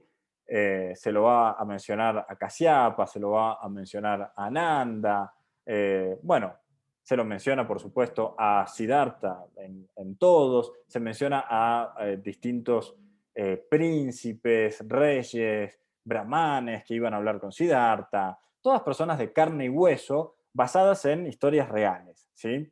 En el Mahayana, como acabamos de ver aquí, van a empezar a aparecer personajes que no tienen rigor histórico y que además van a empezar a estar dotados de capacidades sobrenaturales, como son estos bodhisattvas que se congregan milagrosamente y que en otros textos vamos a ver que aparecen, bajan del cielo. En iconografías budistas, en pinturas budistas, vamos a ver que hay muchas veces bodhisattvas flotando en una nube, por ejemplo, como Goku, y todas estas cosas místicas y sobrenaturales, que no es que en el budismo realmente creyamos en eso, ¿sí? No es que yo me pongo a meditar y espero que se me aparezca un bodhisattva flotando enfrente mío. Si alguna vez les digo que pase eso, llamen a un psiquiatra, por favor, y me lo mandan, porque probablemente esté viendo algún tipo de alucinación, sino que todos estos elementos metafóricos y simbólicos aparecen como ayudas emocionales para la práctica, ¿sí? Para la práctica y para la adopción del budismo. ¿A qué llamamos ayudas emocionales? Bueno, a cualquier herramienta, a cualquier elemento, siempre y cuando no engendre sufrimiento, y vale aclarar en uno o en los demás, que nos ayude que nos ayude en nuestra práctica, que nos ayude en nuestro entendimiento del Dharma, en nuestra experiencia con el cuerpo del Dharma, ¿sí? Es de aquí que surgen todos los rituales del budismo. ¿Por qué cuando entramos al dojo hacemos una reverencia enfrente del zócalo de la mente y entramos con el pie izquierdo en vez del pie derecho?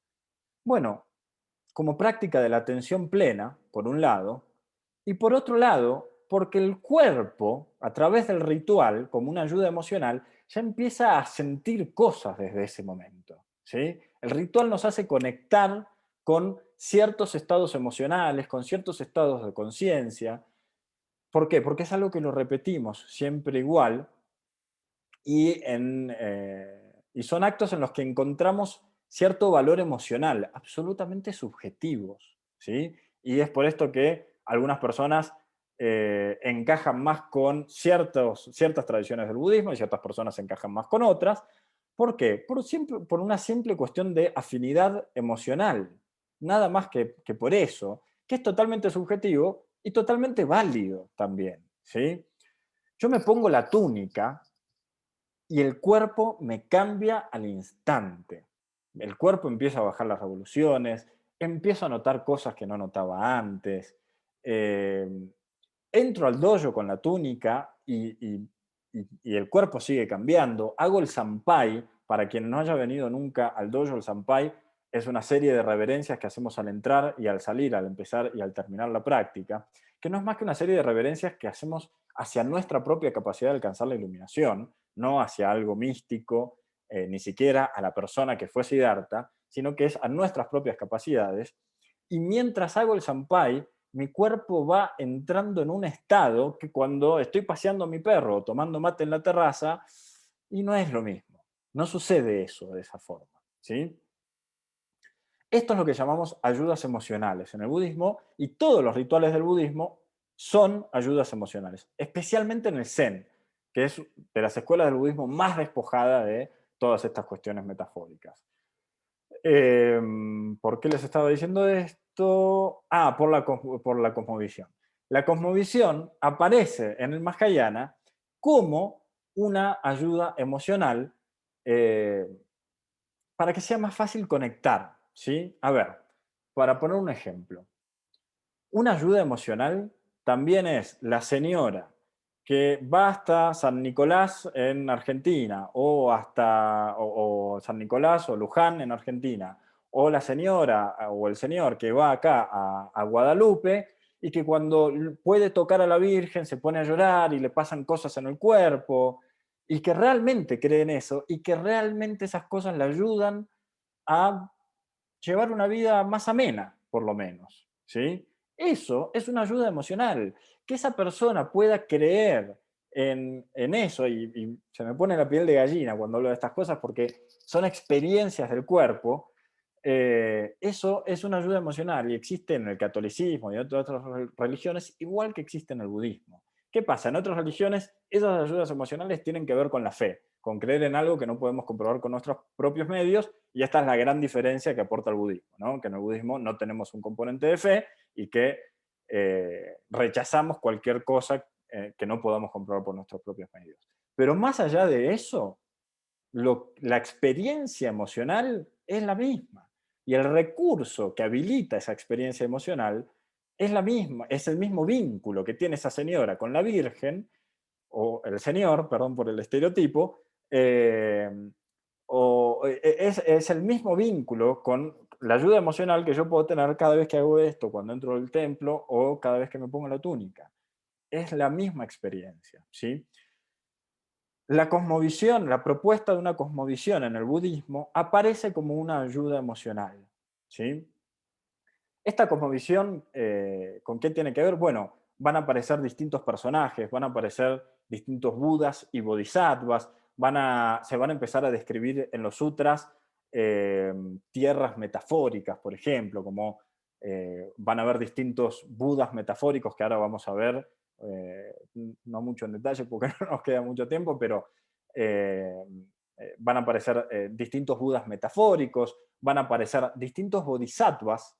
Los bodhisattvas muchas veces van a ser seres simbólicos, metafóricos, personajes metafóricos, basados a veces en personas de carne y hueso, que muchas veces eran de la sangre original, y muchas otras veces no, van a ser simplemente metafóricos, totalmente metafóricos.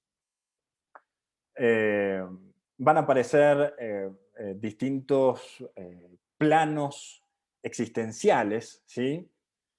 Hoy algunos más terrenales, algunos más conectados con lo divino, que en realidad son, de vuelta, son metáforas, ¿sí? Académicamente entendemos que estos distintos planos de realidades, donde en los planos más etéreos residen los budas y los bodhisattvas, y en los planos más terrenales residimos nosotros y nosotras, pero entendemos que no son más que una metáfora, por ejemplo, de los distintos planos de conciencia, ¿sí? No es que realmente creemos que existen distintos planos de existencia y que cuando uno muere va a pasar a otro plano, y bueno, y todas estas. Todo esto es absolutamente metafórico, ¿sí? Y son ayudas emocionales para personas que tal vez conectan menos con lo intelectual, con lo académico, con lo filosófico, puedan conectar mucho más fácil, ¿sí? Y entender, bueno, si me siento a meditar voy a pasar a otro plano de existencia, ¿sí? Es mucho más fácil explicar esto que ponerse a explicar filosóficamente, doctrinalmente, intelectualmente, de qué se tratan los distintos niveles de acceso de conciencia cuando uno va meditando, que están súper explicados y desarrollados en los textos del Theravada. Pero claro, ya estaban ahí en el Theravada. El Mahayana lo que hace es agarrar eso, resignificarlo y decir, bueno, en vez de estos distintos pasos y accesos a la conciencia que podemos tener a medida que avanza nuestro camino meditativo, bueno, tenemos estos distintos planos existenciales, ¿no? Y de vuelta, una persona, un campesino, una campesina que no leyó un libro en su vida, bueno, va a poder conectar mucho más fácil con eso que con unos sutras imposibles de leer, si es que saben leer. ¿Me explico? Entonces, también la incorporación de una cosmovisión y de distintos elementos metafóricos y simbólicos en el budismo va a tener que ver con un acto compasivo, fundamentalmente,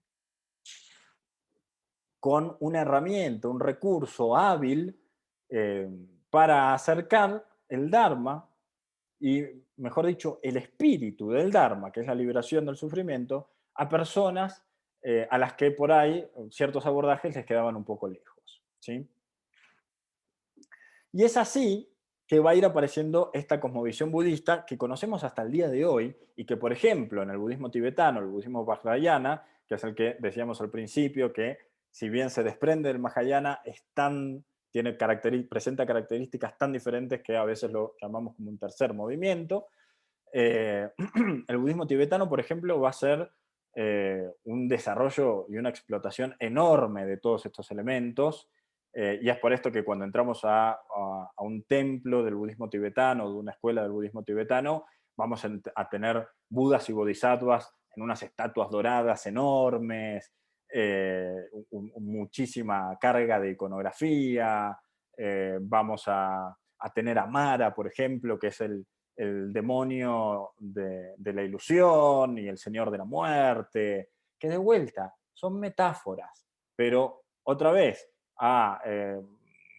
una persona que vivió aislada en la montaña toda su vida en el Tíbet, le es mucho más fácil, le decimos, mira, este es Mara, es el señor de la muerte, de la ilusión, Mara te va a venir a perseguir en tus pensamientos y te va a alejar de la iluminación, que explicar cómo las pasiones y los deseos y las pasiones y los pensamientos vienen a nosotros cuando estamos meditando y demás, que es algo bastante más intelectual de explicar, ¿sí? Entonces, bueno, mucho más fácil explicar lo que es Mara y cómo Mara va a venir a acecharte cuando estés meditando, por ejemplo, ¿no? Entonces, bueno, toda esta incorporación de simbología, de metáfora, de la cosmovisión budista que hoy conocemos, no es más que un desarrollo del Mahayana, que por cierto llevó bastantes siglos, no es que de vuelta se da de un momento para otro, eh, van a ir apareciendo pequeños elementos con el tiempo y esto va a ir creciendo cada vez más, cada vez más, cada vez más, hasta el día de hoy que hay algunas escuelas en China, por ejemplo, que están muy abocadas eh, eh, a la práctica que tiene más que ver, ¿cómo se dice? No me sale la palabra, a la devoción que tiene más que ver con un bodhisattva en particular o un Buda en particular. Por ejemplo, hay una escuela en particular que es la Tierra, si no me equivoco, la Escuela de la Tierra Pura. El Sifu me va a poder corregir la próxima clase, no me acuerdo si es esta o no, pero que se dedican particularmente a el Buda Amitabha, ¿sí? Que de vuelta es un Buda metafórico.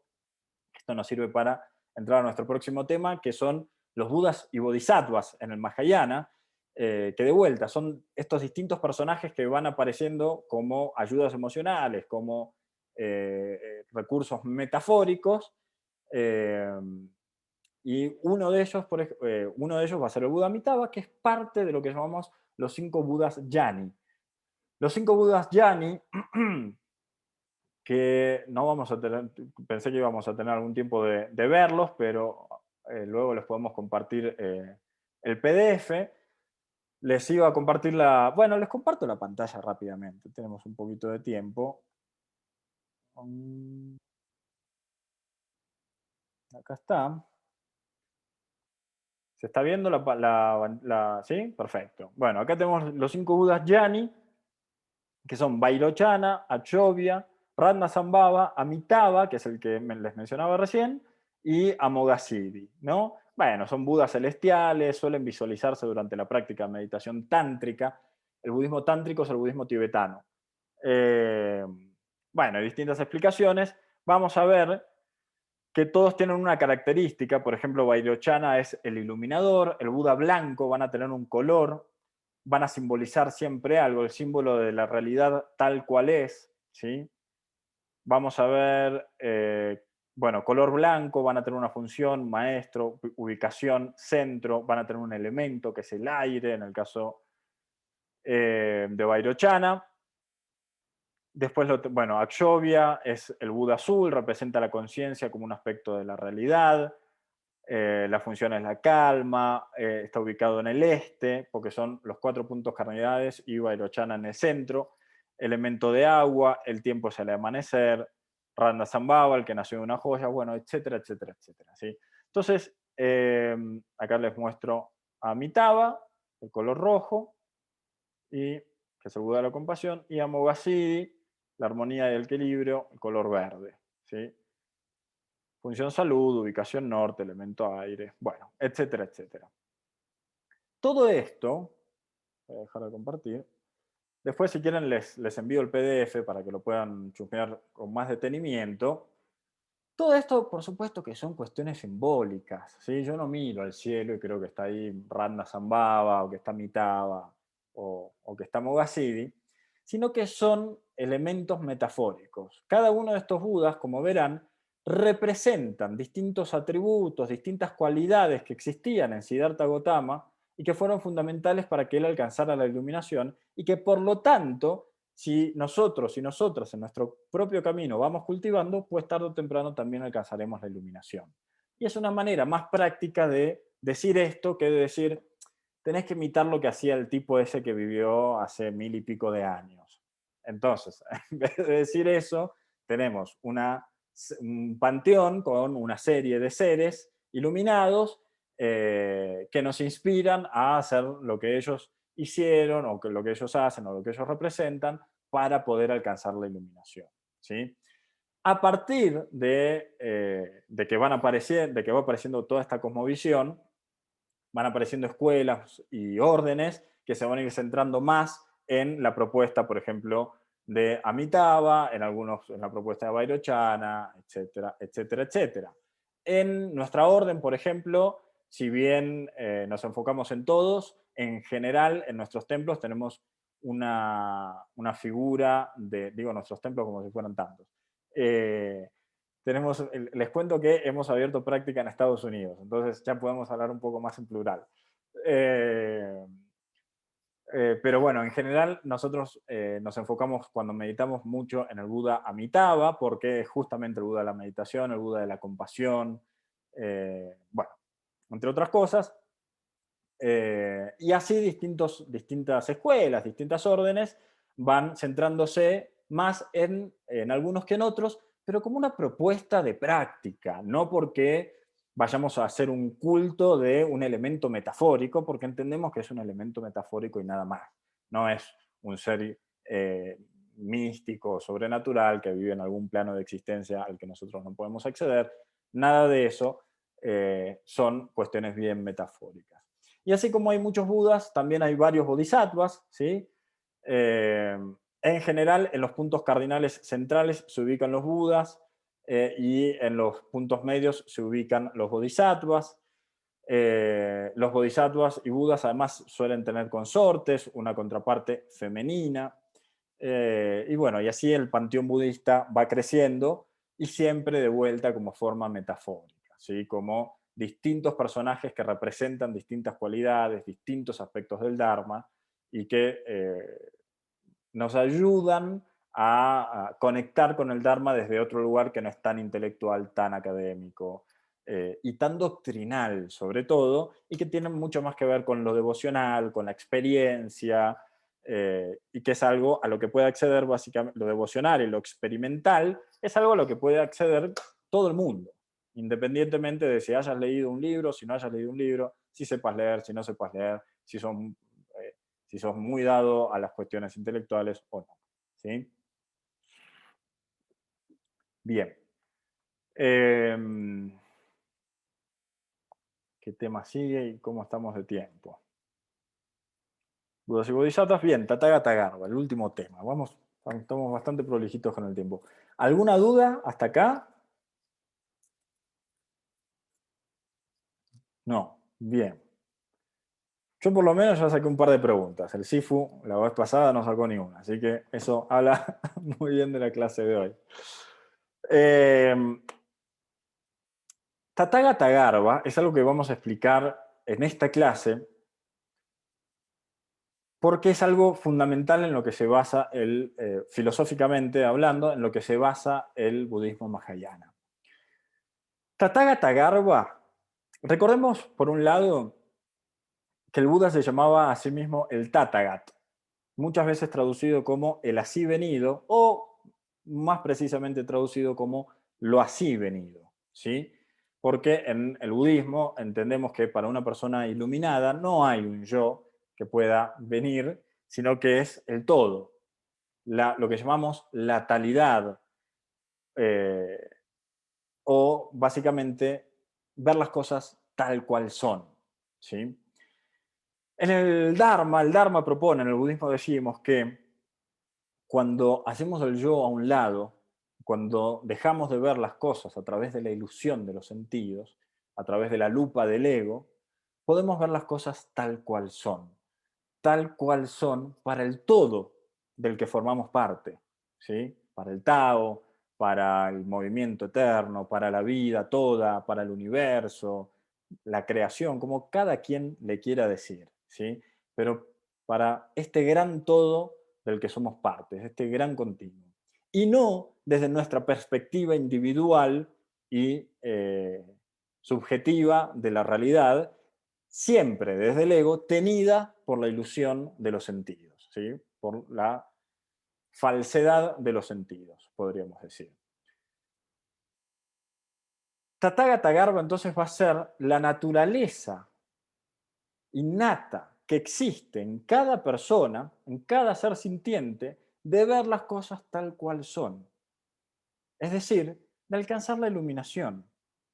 Una persona que alcanza la iluminación ha logrado hacer a un lado el ego, hacer a un lado el yo, hacer a un lado la ilusión de los sentidos, entender lo limitado de ese punto de vista y de esa ilusión para poder ver las cosas tal cual son, para poder ver el todo desde la perspectiva del todo, desde lo que llamamos la no dualidad. ¿Sí? Recordemos, llamamos dualidad a la forma de ver el mundo en la que hay un yo y algo más, uno y dos. Por esto, dualidad, un yo y otra cosa.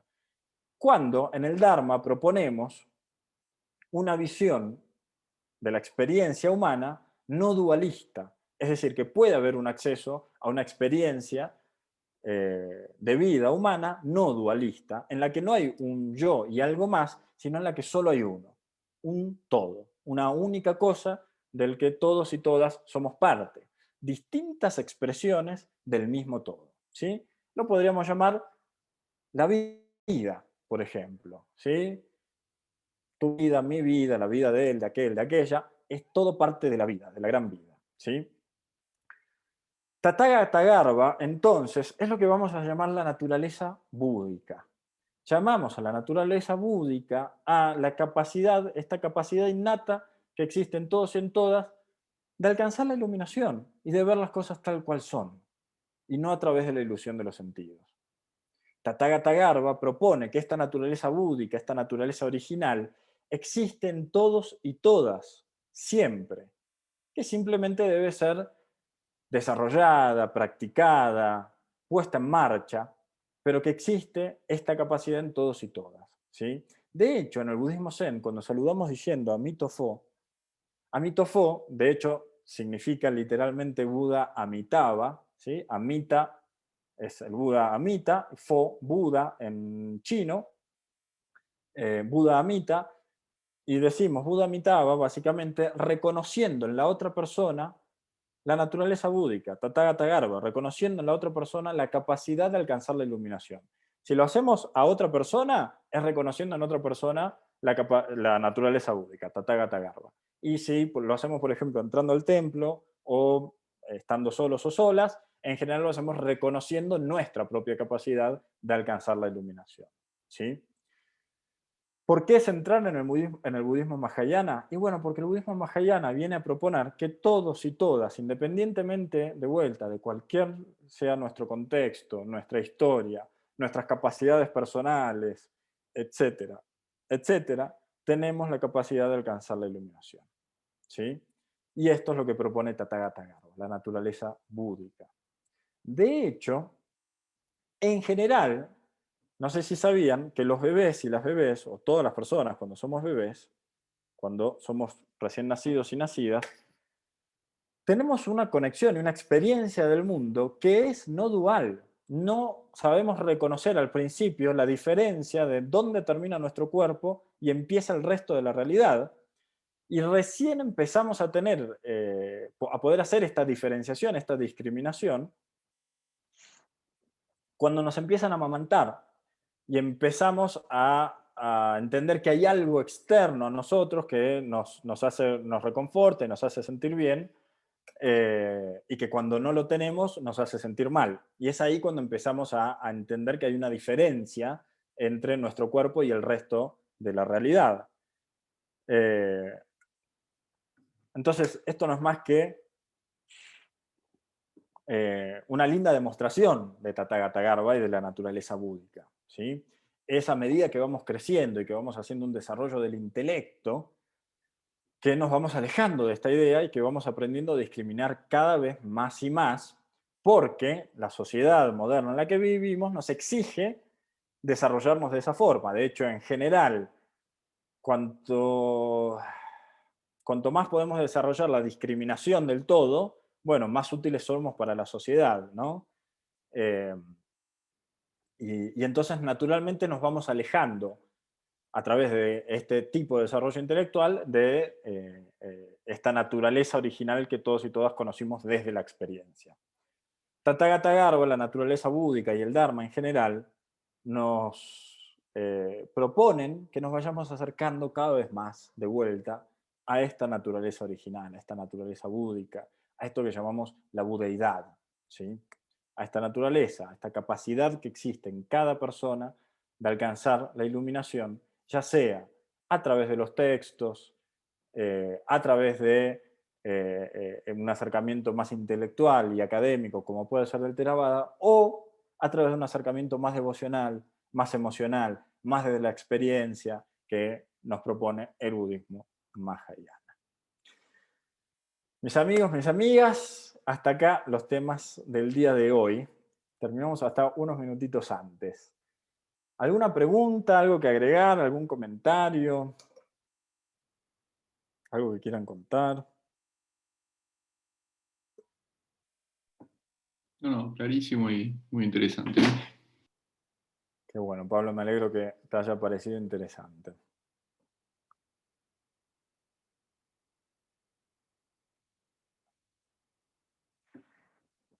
¿Nadie tiene ninguna preguntita, ningún comentario? No, re claro, bastante claro. Yo les quiero recomendar un documental que está en Netflix, que lo sacan, este es el último mes que está, que se llama Yo Soy. Es un ratito, es una hora creo que dura. Yo soy. Yo Soy. Y lo sacan ahora. Está Hay que solamente apurarse. ahora. Sí. Que habla de la teoría de que somos uno, sin relacionarlo ni con el budismo ni con nada, científicamente Claro, lo sin un habla. aspecto religioso, digamos. Científicamente lo habla. Me quedé, pero viste, yo que me la paso leyendo del budismo y escuchando podcasts y qué sé yo, cuando vi eso me quedé de una pieza, dije, me persigue, me persigue, me persigue. Bueno, Yo muy soy, bien. se llama. Lo voy a buscar después. Recomendado. Ahí quedó para todos y todas. Bueno, mis amigos, mis amigas, si no hay más preguntas, no hay comentarios, entonces muchas gracias por su tiempo, estuvo íntimo el día de hoy, gracias por hacerme el aguante. Y nos vemos entonces en la próxima semana. Muchas gracias. por estar aquí. Amitofo. Besos para todos. Nos vemos la semana que viene. luego. Besos. Bye bye.